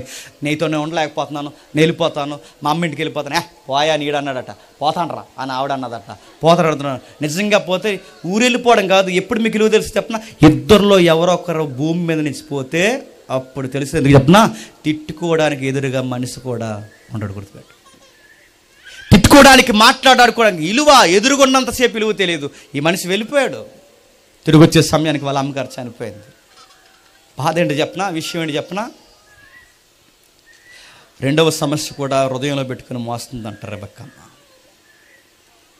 పోయే కానీ చిన్నోడు, రే ఏవండి వాడితో నేను మ్యారేజ్ విషయాలు డిస్కషన్ చేయలేను కానీ ఓ మాట చెప్పండి అడిగి అన్నాడు. అన్నీ డిస్కషన్ చేయవు, మరి ఇదెందుకు డిస్కషన్ చేయవు? కూర కోసం డిస్కషన్ చేసావు, వేట కోసం డిస్కషన్ చేసావు, డ్రెస్ కోసం డిస్కషన్ చేసావు, మామి ఇంటికి వెళ్ళమని డిస్కషన్ చేసావు, అన్నీ డిస్కషన్ చేసావే. ఇప్పుడు మాత్రం వాళ్ళ నాన్నగారితో మాట్లాడుతుంది. ఇప్పుడు వెలిగింది బొమ్మ ఎవరికి? వాళ్ళ అమ్మగారికి. డాడీతో చెప్పించాలన్న గౌరవం ఇప్పుడు వచ్చింది. వాళ్ళ అమ్మగారు ఇప్పుడు వాళ్ళ నాన్నతో చెప్పిస్తుంది, ఏమండి వాడికి మ్యారేజ్ వయసు వచ్చింది కదండి, వాడిని పెళ్లి చేసుకునే మాత్రం ఒక మాట చెప్పండి, ఏ పిల్లని పడితే ఆ పిల్లని చేసుకోవద్దని చెప్పండి అన్నారు. అంత బాధ ఎందుకు వస్తుంది రెబెక్కమ్మకి? ఎందుకంటే మీకు బాగా అర్థం అవ్వాలంటే 46వ వచనం చూడండి ఒకసారి. మరియు రెబెక్క ఇస్సాకుతో, ఏతు కుమార్తె వలన నా ప్రాణము విసుకున్నది, ఏతు కుమార్తెలో వీరు వంటి ఒక దానిని యాకోబు పెండ్లి చేసుకునే ఎడల నా బ్రతుకు వల్ల నాకు ఏమి ప్రయోజనం? ఇప్పుడు చెప్పండి, ఈవిడ పెళ్లి విషయంలో అంత సీరియస్గా ఎందుకు తీసుకుంటుందంటే ఆల్రెడీ పెద్ద కోళ్ళు రాసి రంపాన్ని నెట్టేస్తుందంటే ఎవరిని? రెబెక్కమ్మని. గుర్తుపెట్టుకోండి. స్టేజ్లు మారుతున్నాయి. మీకు ఈ ఫ్యామిలీ మీట్ కదా, ఈ ఫ్యామిలీ మీట్లో ఎవరెవరు ఎలా ఉంటున్నారు మీకు అర్థమవుతుందో లేదో. భర్త ఎలా ఉండకూడదు? సౌలులా ఉండకూడదు. భార్య ఎలా ఉండకూడదు? ఇదిగో దొంగ చాటున రెబెక్కమ్మలా వినకూడదు. గుర్తుపెట్టుకోండి. కోడలు ఎలా ఉండకూడదు? అదిగో రెబెక్కమ్మ పెద్ద కోడలు చూడండి ఏడిపించేస్తుందండి పట్టుకుని. మీరు వీడియోలు చూస్తున్నారు లేదో? చూస్తున్నారు వీడియోలు. తన కొడుకు ఉద్యోగానికి పోతే, తన పిల్లలు ఉద్యోగానికి పోతే వయసు అయిపోయిన మామగారులని రోడ్డు మీదకి లాగి మరీ కొడుతున్నారు. మీరు చూస్తారు. పక్షవాతం వచ్చి వాళ్ళ కాలు చేయి పడిపోయి, నోరు పడిపోయి, ఎవరికీ చెప్పుకోలేని టైంలో వాళ్ళని కొడుతున్న వాళ్ళకి చేతులు ఎలా వస్తున్నాయి నాకు అర్థం అవ్వట్లేదండి. కొడుకున్నంత కాలం మామయ్య గారు టీ తాగుతారా, మామయ్య గారు టిఫిన్ చేస్తారా, మామయ్య గారు కొంచెం షుగర్ తగ్గించమంటారా, మామయ్య గారు కొడుకు ఉద్యోగానికి వెళ్ళిపోయాడు, నీకు టీ కావాలా అన్నారంట. ఇలాంటివి చూస్తున్నారు లేదో? సీసీ ఫుటేజ్లు బయటకు వస్తున్నాయి, మీరు చూస్తున్నారు. ఏడిపించేస్తున్నారు తల్లిదండ్రులు. అడుగుతున్నాను, ఇలా ఏడిపించే కోడలు ఎవరైనా ఉంటే అడుగుతున్నాను, ఇదే వయసు అయిపోయిన అమ్మ నాన్న ఉంటే మీరు అలా చేస్తారు? మీ అమ్మ నాన్నని వయసు అయిపోయినప్పుడు వాళ్ళు టాయిలెట్ పోస్తే ఎత్తుతావు, మీ అమ్మ నాన్నకి వయసు అయిపోతే వాళ్ళకి సాకిరీ చేస్తావు. నేను అడుగుతున్నాను, మీ అమ్మ నాన్న నువ్వు ఇలా చూసినప్పుడు నీ భర్త యొక్క అమ్మ నాన్న కూడా నీకు అమ్మ నాన్నతో సమానం అని నీకు ఎందుకు అనిపించట్లేదు? అరే పెద్దవారు తండ్రి సమానం నువ్వు ఇలా చూడాలి, నీకు ఎందుకు అనిపించలేదు? ఈ అమ్మాయికి ఎందుకు ఎలా అనిపించట్లేదు చెప్పనా? ఆ అమ్మాయికి దేవుడు అంటే ఏంటో తెలియదు. ఈ పెద్ద కోళ్ళకి దేవుడు చర్చి గిర్చి ప్రార్థన దేవుడి మాటలు ఏముండవు. ఆ అమ్మాయి గంగిరెద్దు దేవారం విందో, ప్రార్థనలు కాట ఏముండవు, సోగ్గా తిరుగుతుందేమో నాకు తెలుసు. మరి అమ్మాయికి ఏముండదు. అందుకే చూడండి, అమ్మాయి వీరి వంటి ఒక దాన్ని, ఎవరు? ఏతు కుమార్తె. ఏలో బయట అమ్మాయి, ఎక్కడో అమ్మాయి, ఆ బయట అమ్మాయిని చేసుకుని వచ్చాడు, భక్తి లేని దాన్ని చేసుకుని వచ్చాడు. ఇప్పుడు ఎలాంటిదంటే ఈ పెద్ద కోళ్ళకి భక్తి రాసి రంపాన్ని పెట్టేస్తుంది. ఇప్పుడు చిన్నది కూడా భక్తి లేనిది వస్తే ఇంక సరిపోతుంది, ఇంక శ్మశానాన్ని పోతానంది. కొడుకులు ఎవరైతే ఉన్నారో మీరు గుర్తుపెట్టుకోండి. మీ అందరికీ మళ్ళీ చెప్తున్నాను, మీ పేరెంట్స్కి మీరు ఇచ్చే అతిపెద్ద బహుమానం ఏమైనా ఉందంటే వాళ్ళ మాటినే కోడలను చేసుకోండి. గుర్తుపెట్టుకోండి. ఎందుకురా పిల్ల, నీకు ఎందుకురా అని అడిగారట. మమ్మీ అలా అనుకో, నన్ను నా మనోభావం దెబ్బతీయకండి అన్నారట. నీకెందుకురా పిల్ల, నీకు సెట్ అవ్వదంటే, అదో నేను చూసినప్పుడు అక్కడ మెరుపులు వచ్చింది, నాకు అర్థమైంది ఆ పిల్ల నాకు ఎలాగుంటుంది పోయే కాలం దగ్గర అన్నప్పుడు. గుర్తుపెట్టుకోండి. వద్దురా అంటే ఎగేసుకుని, ఒరే దేవుడు లేడు, చర్చ్ లేదు, ప్రేయర్ లేదు, ఆ అమ్మాయికి బైబిల్ అంటే ఏంటో తెలియదు, ఆ పిల్ల మన కోడలుగా ఎందుకురంటే మార్చేస్తాను అన్నాడంట. నాతో చెప్పింది పార్కులో కూర్చుని మారిపోతాను, చర్చ్కి వస్తాను. ముందు అలాగే చెబుతుంది, తర్వాత రానంటది. తర్వాత ఏం చేస్తావు, రాకపోతే ఊరుకోని అంటే ఏం చేయగలవు? 100కి ఫోన్ చేస్తుంది. గుర్తుపెట్టుకో. నువ్వేమన్నా బలవంతంగా తీసుకొని చూసి రాబోతే కొత్త చట్టాలు వస్తున్నాయి. ఎవరైనా బలవంతంగా ఎవరినైనా చర్చికి తీసుకెళ్తారంట 3 సంవత్సరాల నుంచి 5 సంవత్సరాలు జైలట. ఆల్రెడీ రాజస్థాన్లో వచ్చింది. రేపో మాపో మనకు దిగుతుంది, రెడీగా ఉండండి. రేపో మాపో దిగుతుంది అడుగుతున్నా. ఎవరిని చేసుకుంటావు, ఎవరిని తీసుకొస్తావు? చాలామంది ఆడపిల్లలు కూడా మీరు చూడండి, భక్తి లేని, దేవుడు అంటే తెలియని మగపిల్లల్ని ఆడపిల్లలు ప్రేమించి ఆడు చేసుకుంటాను. ఆడు ఏం చేస్తాడు? అమ్మేస్తాడు. నేను ముంబైలో ఏమనుకుంటున్నావు? అడు ఉంటాను అనుకుంటున్నావా, దేవుడికి కూడా అంటే ఆశ్రపడదు అంటాడు. ముందు అలాగంటాడు పార్కులో, నీతో పాటు చర్చికి వస్తాను, నువ్వు నాతో పాటు గుడికిరా అంటాడు. ఎంత మంచోడు. ఇలాంటి బహుమానం ఇన్ని రోజులు ఎక్కడ దాచావు అంటావు. తర్వాత మళ్ళీ చెప్తున్నాను, తర్వాత పెళ్ళి అయిపోయిన తర్వాత ఒకరికొకరు దగ్గర అయిపోతారుగా పెళ్ళి అయిన తర్వాత. ఎందుకంటే లస్ట్తో లవ్ చేసుకున్న వాళ్ళు, లస్ట్తో ప్రేమించుకున్న వాళ్ళు దగ్గర అయిపోయిన తర్వాత ఇంకేమనిపించదు. నిజంగా ప్రేమించుకున్న వాళ్ళు దగ్గర అయిన తర్వాత ఇంకా ప్రేమించుకుంటారు. కానీ వాళ్ళకి లస్ట్ అయిపోయిన తర్వాత ఇంకా లవ్ ఉండదు. అప్పుడు అంటాడు, చర్చికి వెళ్దాం రండి అంటే నువ్వు వెళ్ళు అంటాడు. చర్చికి వెళ్తారా, నువ్వు వెళ్ళా అంటాడు. చర్చికి వెళ్తా రా అంటాడు, రాను. మరి పార్కులో అలాగే చెప్తాను అంటాడు. రాడుగాక రాడు. మళ్ళీ చెప్తున్నాను, రకరకాల విషయాల్లో ఈరోజు కుటుంబాలు లేవు, గొడవలు పెట్టుకున్న లేరు. నాకు తెలిసిన ఒక ముస్లిం ఫ్యామిలీ ఉంది, లేరు. రకరకాల విషయాలు. అందుకే ఈ ప్రాబ్లం ఫేస్ చేస్తుంది చూడండి. చివరికి తిరిగి సమస్య ఎక్కడికి వచ్చింది తెలుసా? యాకోబు పెళ్లి విషయం డిస్కషన్ వస్తుంది చూడండి. యాకోబు పెళ్లి విషయం డిస్కషన్ వస్తుంది. అంటే ఒక సమస్యను డీల్ చేయడం రాకపోతే ఆ సమస్య చెప్పండి ఇంకొక సమస్యకి దారితీస్తుంది. ఒక విషయాన్ని చక్కబెట్టడం రాకపోతే ఆ విషయం మరొక సమస్యకి దారితీస్తుంది. ఇప్పుడు ఆ సమస్యలు అలాగే తిరుగుతుంది, ఒకదానికొకటి సుడిగుండం అవుతున్నాయి చూడండి. ఏం కోరుకుంటుంది రెబెక్కమ్మ, ఏం కోరుకుంటున్నారు ఇస్సాకు అంటే, కాస్త దేవుడు ఎరిగిన వారిని చేసుకోరా. ఇప్పుడు చెప్పండి, ఎఫ్సీ పత్రికలో కుటుంబం దేన్ని బట్టి కట్టబడాలి చెప్పండి. ఏ దేవుణ్ణి బట్టి కుటుంబం అనబడుతుందో చెప్పండి, ఆ దేవుణ్ణి బట్టే పెళ్ళిళ్ళు జరగాలి, ఆ దేవుడిని బట్టే కాపురాలు జరగాలి, ఆ దేవుడిని బట్టే ఒకరినొకరు ప్రేమించుకోవాలి, ఆ దేవుడు అనే ఆన్సర్ని బట్టే చెప్పండి మీరు కలిసి ఉండాలి. అప్పుడు ఇది గాడ్స్ ఫ్యామిలీ అంటాడు, గుర్తుపెట్టుకోండి. యాకోబు మ్యారేజ్ అయినా, సౌలు యొక్క స్నేహమైన, సౌలు యొక్క కుమారుడు యొక్క స్నేహమైన ఏదైనా దేవుడిని బట్టే. ఇప్పుడు చెప్పండి, ఆ దేవుడు అనే విషయాన్ని పక్కన పెడితే ఒకరినొకరు చంపుకునే పరిస్థితి వచ్చింది. చివరికి అసూయతో రగిలిపోయి సౌలు ఏమైపోయాడు చెప్పండి, సూసైడ్ చేసుకుని చచ్చిపోయాడు. ఇలాంటి ఎత్తుకల్లకి రెబెక్క మేమేం చెప్పండి, కొడుకు తిరిగి వచ్చే సమయానికి చచ్చిపోయింది. ఏం మిగిలిందంటే మళ్ళీ చెప్తున్నాను, మన కుటుంబాల్లో దేవుడిని ముందెట్టుకోకపోతే చెప్పండి మిగిలేది చెప్పండి సావు సమస్యలే మిగులుతాయి. గుర్తుపెట్టుకోండి, మీ ప్లానింగ్స్ అన్నీ రివర్స్ అవుతాయి, మీ పరిస్థితులన్నీ మేము లెక్కరిస్తాయి. చివరికి దేవుడిని పక్కన పెడితే మళ్ళీ చెప్తున్నాను, మీ కుటుంబాలు పచ్చగా ఉండాలని మీరు అనుకోవడం చెప్పండి అసాధ్యం. అందుకు పౌలు గారు అంటున్నారు, దేవుడిని బట్టి కుటుంబం అనబడాలి. దేన్ని బట్టి? దేవుడిని బట్టి కుటుంబం అనబడాలి. ఇంకా ఏమున్నాయి? మరొక విషయం చూడండి ఒకసారి. మరొక విషయం, ఇదే నిర్గమాకాండం, ఇదే ఆదికాండం తర్వాత నిర్గమాకాండము మీకు విషయం అర్థమవుతుంది. నిర్గమాకాండము 19వ వచనం నుండి 4వ అధ్యాయం 19వ వచనం నుండి 4వ అధ్యాయం 19వ వచనం నుండి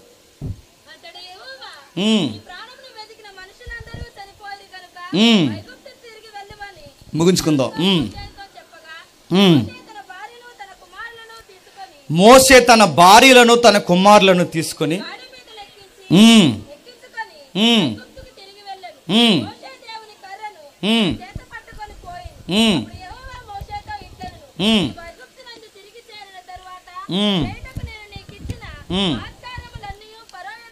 సందర్భం మీకు తెలుసు. మోసే గారికి దేవుడు పెద్ద ప్రాజెక్ట్ అప్పగించాడు. ఆ పెద్ద ప్రాజెక్ట్ ఏంటో తెలుసా? సుమారు 20 లక్షల మందిని ఐగుప్తి నుంచి చెప్పండి కానాను భూభాగాన్ని తీసుకెళ్ళాడు. భర్త చాలా పెద్ద వర్క్లో ఉన్నాడు, తన యజమానుడు చాలా పెద్ద ప్రాజెక్ట్ జరిగిస్తున్నాడు. అక్కడ జరుగుతున్న సమస్య మీరు చూడండి. 20 లక్షల మంది 20 లక్షల మంది నడిపించాలంటే ఆ నడిపిస్తున్న మగాడికి ఏముండాలి తెలుసా? కాస్త మనశ్శాంతి ఉండాలి.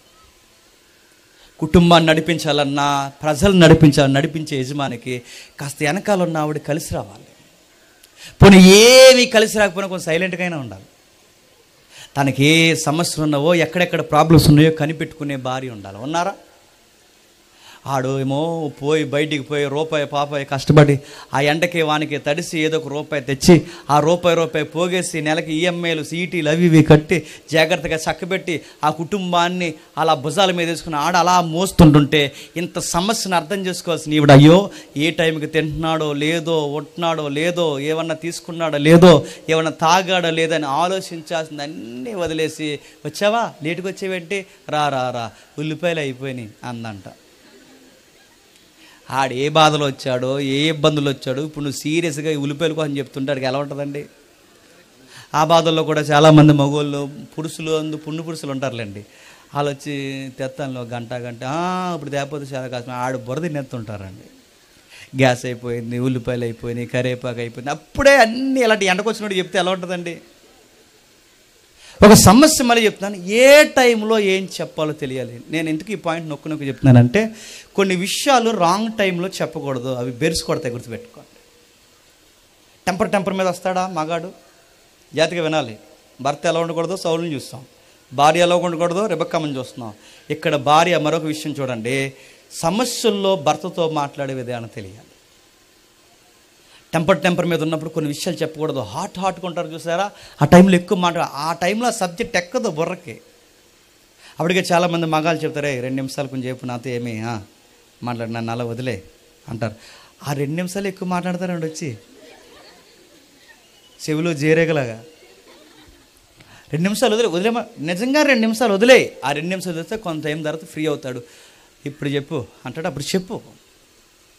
ఆయన వచ్చినట్టు ఆయన బుర్ర తినకు, ఆయన వచ్చినట్టునే ఆయన ఇబ్బంది పెట్టుకు. కొన్ని నిమిషాలు వదిలే. కొన్నిసార్లు తిడుతుంటాడు మగాడు వచ్చి, ఎందుకంటే ఆ కోపంలో ఏదో ఉంటుంది, ఆ కోపం ఇంట్లోకి వచ్చి చూపిస్తుంటాడు, అలాగే రకరకాలు అంటాడు.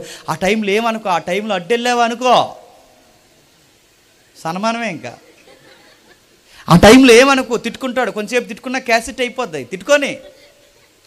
కొంతమంది మగాళ్ళకి ఎలా ఉంటుందో, కొంతమందికి నిద్రపోతే రిలాక్స్ అయిపోతారు, కొంతమంది బాగా తిట్టుకుంటే రిలాక్స్ అయిపోతారు, కొంతమంది ఒక్కొక్కరు ఒక అలవాటు ఉంటుంది. ఆ టైం ఇంకా అలా వదిలేయాలి. ఆ టైంలో ఇంకేం చెప్పకూడదు. తిట్టుకుంటున్నారు తిట్టుకొని. ఆ టైంలో పిల్లలను కూడా దగ్గరికి వెళ్ళనికూడదు. ఆ టైంలో నానా అని వెళ్ళాడంటే ఆడు బీరువా కిందకు పోతాడు. మళ్ళీ చెప్తున్నాను, ఆడికి కూడా చెప్పాలి, ఎలాగ ఈ టైంలో వెళ్ళరా అనే చెప్తే ఎలా వచ్చే అన్న. ఆ టైంలో ఇదిగో ఎత్తుకోండి అని ఇచ్చేయకూడదు, గుర్తుపెట్టుకోండి. నా అనుభవం నేను చెప్పొచ్చు, ఏదో లైవ్ వెళ్తుంది. ఒకరోజు నా పాప పుట్టినప్పుడు 1 year దాటింది. అప్పుడు ఆ అమ్మాయికి 1 year దాటినప్పుడు చాలా కోపంలో ఉన్నాను. ఎందుకంటే బ్యాంక్ బుక్స్ కనబట్టలేదు, నేనేమో జాబ్ సమస్యలు ఉన్నాను, చాలా ఇబ్బందిగా ఉన్నాను. ఎక్కడ ఏ పెట్టారో నాకు తెలియట్లేదు. నా కొత్త ఇల్లు మూల అన్నీ మారిపోయినాయి. నాకు చాలా కోపం ఉంది. నా ఫైల్ ఒకటి ఉంటుంది, ఆ ఫైల్లో ఈ బుక్స్ అన్నీ మిస్ అయ్యాయి. ఆ బుక్ ఇప్పటికీ దొరకలేదు నాకు. ఏమైందో తెలియదు ఆ బుక్స్ కోసం, బ్యాంక్ బుక్స్ కోసం. ఎందుకంటే నాకు మనీ ఇప్పుడు జాబ్ పర్పస్ నాకు ఇబ్బంది అయింది. ఆ అకౌంట్ విషయంలో ఇప్పుడు లెక్క అప్పగించాలి గవర్నమెంట్కి. ఇప్పుడు ఏది ఇంత సమస్య తిరుగుతుంటే ఈ లోపల ఆ బుక్ ఎదుగుతున్నాడు మా పిల్ల ఏడ్చేస్తుంది, ఆ బుక్ ఎదుగుతున్నా మా పిల్ల ఏడ్చేస్తుంది, ఆ బుక్ ఎదుగుతున్నా మా పాప ఏడ్చేస్తుంది, ఆ బుక్ నేను ఏడుతున్నా. నాకు ఆ పాప అంటే ఇష్టం. ఆ ఏడుస్తున్నప్పుడు ఆ అమ్మని నేను వాళ్ళ అమ్మని తిట్టలేక ఒకేసారి ఆ పిల్ల ఏడుస్తుంది అన్నాను. అంతేక ఒక్కసారి అడలిపోయిందండి. ఆ టైంలో నేను అంత సమస్యలు ఉన్నప్పుడు నాకు ఎవరిని ఇవ్వకూడదు చెప్పండి? ఆ పాపని ఇవ్వకూడదు. నేను అంత టెన్షన్ ఉన్నప్పుడు ఆ పాప ఇస్తే, ఆ పాప నాకు జీరేగలా ఇక్కడ ఏడ్చేస్తుంది. ఎలా ఏడ్చేస్తుంటే నాకు ఎలా ఉంటుందండి? అల్లిపోయింది. వాళ్ళ అమ్మ ఇద్దరు ఒకేసారి ఏడ్చేశారు. ఆ పక్కకు లోపల గదిలోకి పోయి ఏడ్చారు. కొంతసేపు తర్వాత నా కోపం తగ్గిపోయాక అప్పుడు వచ్చి నేను అనవసరంగా కేకేసాను. అప్పటి నుంచి ఇప్పటికీ ఏమనలేదు. కానీ ఆ టైం అంత రాంగ్ టైమే కదా చెప్పండి. కొన్ని విషయాలు ఉంటే మళ్ళీ చెప్తాను, చెప్పాల్సిన టైంలో చెప్పాలి, చెప్పుకోని టైంలో చెప్పకూడదు. ఇక్కడ సిప్పోరికి ఆ విషయం తెలియదు. ఆ లాజిక్ తెలుసట. వాళ్ళ ఆయనకి ప్రమాదం ఉందని తెలుసంట. వాళ్ళ ఆయనకి ఎంత ప్రమాదం? వాళ్ళ ఆయన ఎవరు? మోసే గారు. ఎవరితో ప్రమాదం? ఏ దేవుడిని వెంబడిస్తున్నాడో ఆ దేవుడితోనే ప్రమాదం ఉందని తెలుసట. కానీ ఎప్పుడూ చెప్పలేదట ఆ విషయం. ఎందుకంటే చెప్పే టైం వస్తుంది, సరిగ్గా టైంలో ఆ విషయాన్ని చెప్పండి నేనే డీల్ చేయాలనుకుందంట. అది భార్య అంటే. అది భార్య వ్యవహరించాల్సిన విధానం. అంటే ఆయన కొన్ని విషయాలు ఉన్నాయి, అవి చెప్పాల్సిన టైంలో చెప్పాలి. ఈయనేమో వర్క్లో బిజీగా ఉన్నాడు. ఏ వర్క్లో బిజీగా ఉన్నాడు? ఫరోతో డిబేట్లు చేస్తున్నాడు, బయట వండర్స్ చేస్తున్నాడు, ఎర్ర సముద్రాన్ని పాయలు చేస్తున్నాడు, రకరకాల విషయాలు జరిగిస్తున్నాడు, భోజనం పెడుతున్నాడు. ఎంత బిజీ వర్క్లో ఆయన వెనకాల ఒక పెద్ద సమస్య అంటే చెప్పినా అది సావే సమస్యగా తిరుగుతుంది. దేవుని ఉగ్రతే సమస్యగా తిరుగుతుంది. ఇప్పుడు సిప్పోరా ఇత్రో కూతురు కదండి. ఇత్రో అంటే ఎవరు? అన్యుల కూతురు, పూజారి కూతురు. ఇప్పుడు ఆ పూజారి కూతురు మోసేం చేసుకున్న తర్వాతట మోసే ఎలాంటోడు తెలుసుకోవడమే కదట, తన భర్త ఎలాంటోడు తెలుసుకోవడమే కదట, తన భర్త నమ్మిన దేవుడు కూడా ఎలాంటోడో తెలుసుకుందట. అది దేవుని కుటుంబం అంటే. గుర్తుపెట్టుకోండి. నేర్చుకుని ఏమంది? నా భర్తకి ఎప్పటికైనా ప్రమాదం ఉంది. దేన్ని బట్టి ప్రమాదం ఉంది? దేన్ని బట్టి అంటే ఈ బిజీ వర్క్లో నా భర్త నా బిడ్డకి సున్నతి చేయించలేదు, నా భర్త నా జ్యేష్ఠుడికి సున్నతి చేయించలేదు. ఇప్పుడు ఈ సున్నతి కార్యక్రమం చేయకపోతే ఎవరు కోప్పడతారు?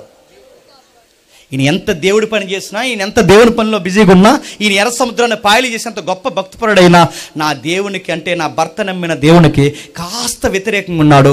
ఈ సమస్యను ఎలాగైనా డీల్ చేయాలని ఎదురు చూసి తగిన సమయం వచ్చినప్పుడు ఆ సమస్యను చెప్పండి ఆవిడ డీల్ చేసి అంటుందంటే ఏమని, 25వ వచనంలో, సిప్పోరా వాడి గల రాయి తీసుకుని తన కుమారునికి సున్నతి చేయించి అతను పాదంలో అతను పడవేసి, నిజముగా నీవు నా రక్త సంబంధమైన పెనిమిటి వైద్యవనను అతడు ఆయన అతన్ని విడిచెను.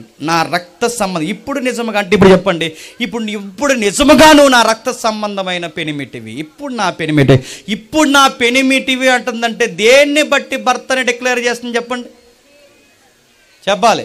ఇప్పుడు నువ్వు నా భర్తవి, నిజముగా ఇప్పుడు నా భర్తవని దేన్ని బట్టి డిక్లేర్ చేస్తుంది? దేవుని చిత్తం ఎప్పుడైతే తన భర్త నెరవేరుస్తున్నాడో అప్పుడు అంటుంది ఏమని, ఇప్పుడండి మీరు నాకు సరైన భర్త అంది. ఇప్పుడు చెప్పండి, పెళ్ళిళ్ళన్నీ పెళ్ళిళ్ళు కావు, చెప్పండి, సంసారాలన్నీ సంసారాలు కావు, కాపురాలన్నీ కాపురాలు కాదు. ఎప్పుడు సంసారాలు పెళ్ళు ఇవి నిజముగా అవుతాయి చెప్పినా ఆ కుటుంబంలో ఎవరు ఉండాలి చెప్పండి? దేవుడు ఉండాలి. ఆ కుటుంబంలో దేవుడు ఉండాలి. దేవుడిని బట్టే కుటుంబం. ఇప్పుడు అంటుంది ఆ సిప్పోరు అంటుంది, ఇప్పుడు నాకు నిజమైన పెనిమిటివి. మరి ఇప్పటి వరకు జస్ట్ పెనిమిటివి, ఇప్పుడు నిజమైన పెనిమిటి. ఎందుకు? ఇప్పుడు నువ్వు నేను కలిసి దేవుని చిత్తం నెరవేరుస్తున్నాం గనక ఇది మన వివాహ బంధానికి సరి అయిన నిర్వచనం.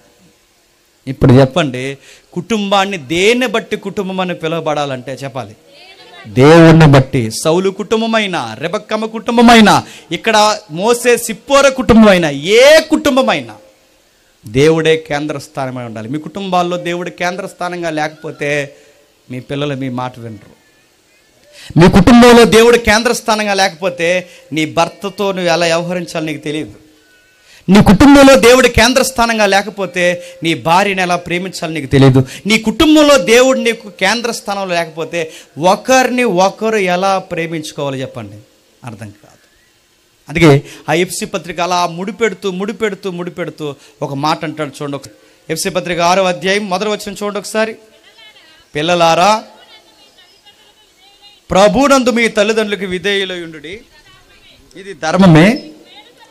మీకు మేలు కలుగునట్లు మీ తల్లిని తండ్రిని సన్మానించుడి.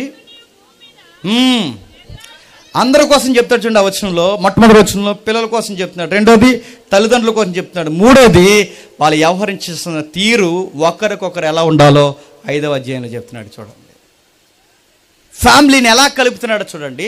ఒక బిడ్డలకి, పిల్లలారా ప్రభువునందు మీ తల్లిదండ్రులకి విధేయత. ఇప్పుడు చెప్పండి, మన బిడ్డల దగ్గరికి వెళ్ళి రే విధేయతగుండు, రే విధేయతగుండు, రే విధేయతగుండాలరా, రే విధేయతగుండు అంటే ఉంటారా చెప్పండి? ఉంటాంలే అంటారు. వాళ్ళకి విధేయత ఎప్పుడు వస్తుంది చెప్పనా? ప్రభునందు ఉంటే వస్తుంది. అక్కడ ఉందో చూడండి, ఏంటంట? ప్రభునందు ఉంటే వస్తుంది. మన బిడ్డలు ప్రభునందు ఉండాలి. ప్రభునందు ఉండాలంటే పంపించు చర్చికి. మీ పిల్లల్ని ఆదివారం ఖచ్చితంగా సండే స్కూల్కి పంపించు. మీ పిల్లల్ని ఖచ్చితంగా ఆదివారం ఆ ఏదైతే జరుగుతుందో వర్షిప్లో కూర్చోబెట్టు.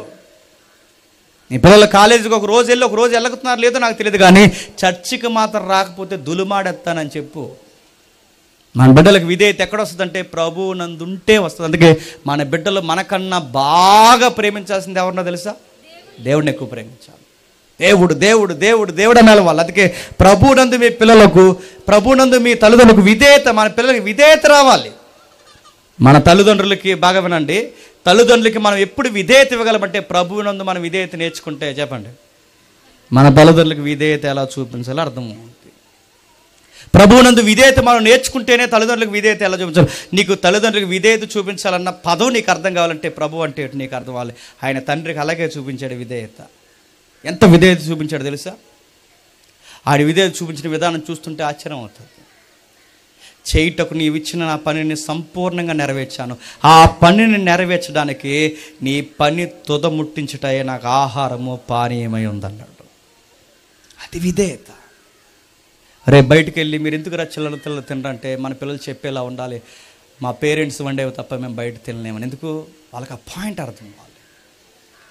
మన పిల్లలు కొన్ని విషయాలు తెలియాలి, వాళ్ళకి విషయాలు అర్థం అవ్వాలి. నా ఆరోగ్యాలు పాడు చేసుకుని మా అమ్మ నాన్నకి నేను బర్త్డే నవ్వలేనన్న విషయం వాళ్ళకి అర్థం అవ్వాలి. మా నాన్న కోసం, మా అమ్మ కోసం. అంటే ఈ పేరెంట్స్ని ఎంత లవ్ చేయాలన్న ఆ తత్వం ఎక్కడుంటే నేర్చుకుంటారు. తన తండ్రికి తన కుమారుడు ఎంత లోబడ్డాడో మన పిల్లలు చూసుకుంటే మన పిల్లలు కూడా చెప్పండి అంత లోబడతారు. అందుకే చర్చలకు పంపండి, ఇలాంటి యూత్ మీట్లో, ఫ్యామిలీ మీట్లో కూర్చోబెట్టండి. వాళ్ళని ఎలాగైనా సరే వాక్యంలో రుద్దండి. అప్పుడు అర్థమవుద్ది వాళ్ళకి. కిందకి చెప్తున్నాడు చూడండి 4వ వచనంలో, తల్లిదండ్రులారా మీ పిల్లలకి కోపం రేపక. ఏంటట? మీ పిల్లలకి కోపం రేపక, ప్రభు యొక్క శిక్షలోను బోధలోను వారిని పెంచండి. మీ పిల్లలకు కోపం రేపక. కోపం రేపక అంటే ఇందాక చెప్పానుగా, చెప్పాల్సిన విధంగా చెప్పకపోతే వాళ్ళకి ఏమొస్తుంది చెప్పండి? ఎమోషనల్గా డిస్టర్బెన్స్ అవుతారట. మనకు ఎలాగ చెప్పడం రాదు, మనకు వచ్చా? మనకు ఎలాగో డీల్ చేయడం రాదు, మనకు వచ్చా? మనకు ఎలాగూ వాళ్ళని చక్కబెట్టడం రాదు, మనకు వచ్చా? రాదు.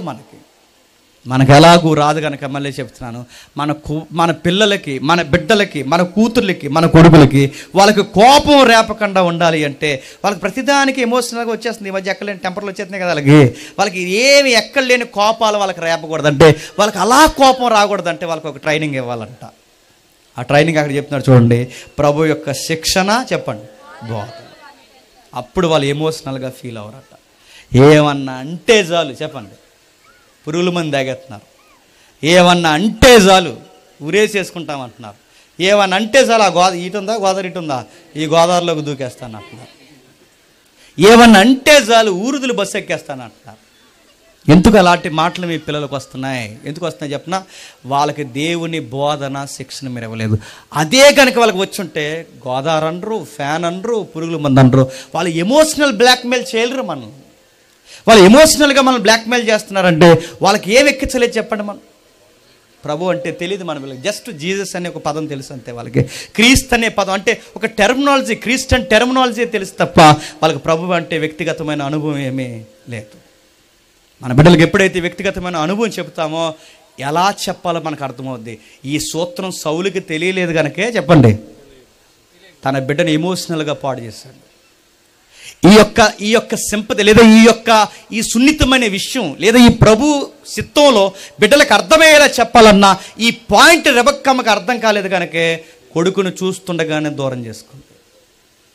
ఈ పాయింట్ ఈ రోజు కన్నా మనకు అర్థమైతే మళ్ళీ చెప్తున్నాను, మన బిడ్డలను మనం కాపాడుకుంటాం, మన కాపురాన్ని మనం కాపాడుకుంటాం.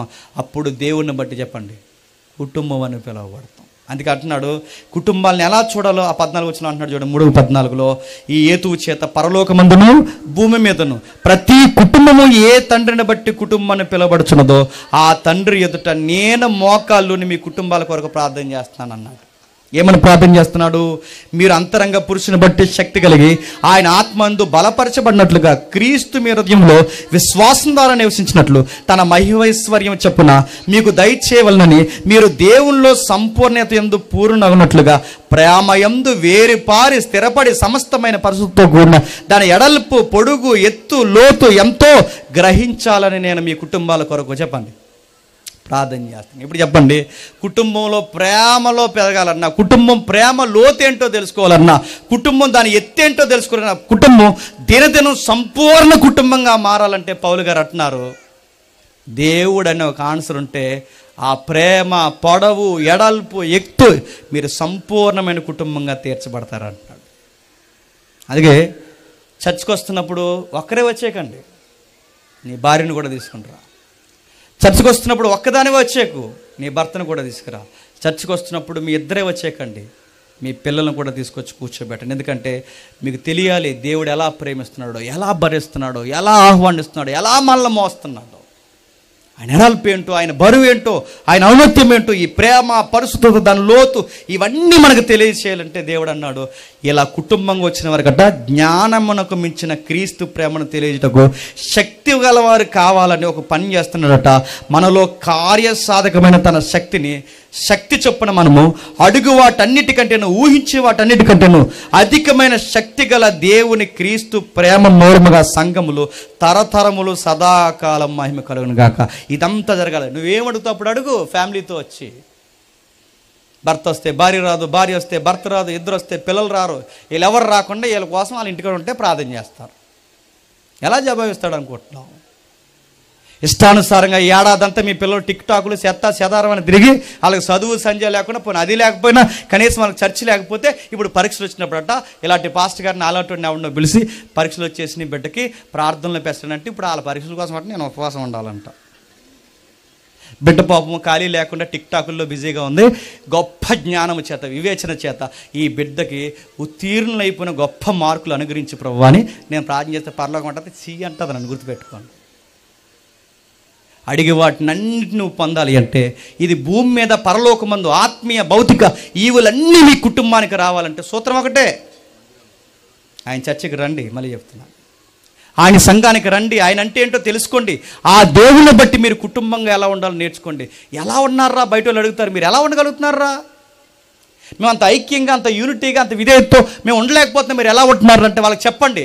ఆ దేవుడిని బట్టి మేము ఫ్యామిలీగా చెప్పండి ఉండగలుగుతున్నాం. 35 సంవత్సరాల నుంచి చూస్తున్నాం, 20 సంవత్సరాల నుంచి చూస్తున్నాం, 10 సంవత్సరాల నుంచి మీ కుటుంబాన్ని చూస్తున్నాం. మేము రోజుకి 70 గొడవలు పెట్టుకుంటాం, మీరు ఒక్క గొడవ కూడా పెట్టుకోర్రా. ఒకవేళ గొడవ పెట్టుకున్నా మీరు వెంటనే కలిసిపోతున్నారు. ఎలా ఉండగలుగుతున్నారు అన్నప్పుడు అప్పుడు చెప్పండి, ఆ దేవుడిని బట్టి చెప్పండి కుటుంబంగా ఉండగలుగుతున్నాం. ఆ దేవుడు కనుక మన కుటుంబంగా లేడనుకోండి, ఆ దేవుడిని బట్టి మన కుటుంబంగా లేడనుకోండి, చిన్న మాట అంటే ఈవిడ బస్సు ఎక్కేస్తుంది, చిన్న మాట అంటే ఈ 2 రోజులకి ఇంటికి రాడ గుర్తుపెట్టుకోండి. ఏమన్నంటే మీ పిల్లలు పారిపోతున్నారు నడుతున్నారు, రకరకాల పనులు నడుతున్నారు. మీరు క్రైస్తవులని జస్ట్ అలా అనుకుంటున్నాను తప్ప ఆ ప్రభు బోధన లేదు చెప్పండి, ఆ ప్రభు శిక్షణ లేదు. నేర్చుకోండి. అందుకే ఇది నేర్చుకుంటామనే మళ్ళీ చెప్తున్నాను, ఈ దేవుని గురించి నేర్చుకుంటామనే ఇలాంటి ఫ్యామిలీ మీట్లు పెడుతున్నాం, గుర్తుపెట్టుకోండి. నేర్చుకోండి, ఈయన గురించి శిక్షణ బోధన నేర్చుకోండి. రండి, మీ కుటుంబాలతో కూర్చొని నేర్చుకోండి. మీ బిడ్డకి వినిపించండి, మీ భర్తకి వినిపించండి, మీ భార్యకి వినిపించండి. కుటుంబాలకు ఎలా ఉండాలో ప్రభుని కూర్చొని నేర్చుకోండి. ఆనందంగా ఫలభరితంగా జీవితంలో ఎలా ఉండాలరా ఫ్యామిలీ అంటేనే మీ ఊరు వారు చెప్పుకున్నంత స్థితిగతులకి మీ కుటుంబాలు వెళ్తాయి. ప్రభువును బట్టి మీ కుటుంబాలు వర్ధిల్లునుగాక. ఆమేన్.